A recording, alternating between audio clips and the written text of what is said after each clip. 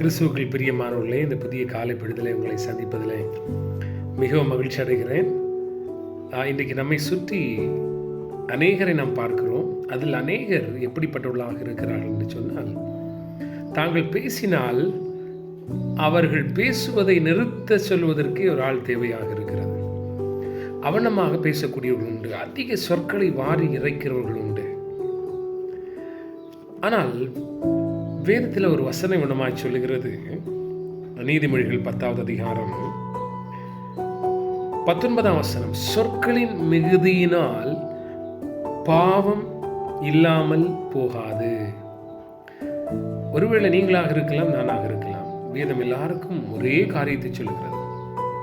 அதிகமான சொற்கள் வெளிப்படும் என்று சொன்னால் அதிலே பாவம் இருக்கும் என்று சொல்லி வேதம் சொல்லுகிறது இல்லையா? ஒருவேளை கதை பேசுகிற விஷயமாக இருக்கலாம், மற்றவர்களை குறித்து பேசுகிற விஷயமாக இருக்கலாம்.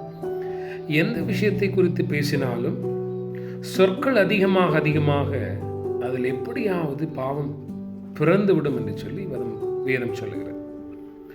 அடுத்த வசனம் வேணுமா சொல்லுகிறது, அடுத்த லைன் வேணுமா சொல்லுகிறது, தன் உதடுகளை அடக்கிறவனோ புத்திமான். தன் உதடுகளை எவன் அடக்க தெரிந்திருக்கிறானோ அவன் புத்திமான். யார் அளவோடு பேசுகிறார்களோ, யார் தேவையில்லாமல் பேசாமல் இருக்கிறார்களோ அவர்கள் புத்திமான்களாக இருக்கிறார்கள். ஏன் சொன்னால், அவர்கள் வார்த்தையிலிருந்து பாவம் புறப்படுவது குறைவாகவே காணப்படுகிறது.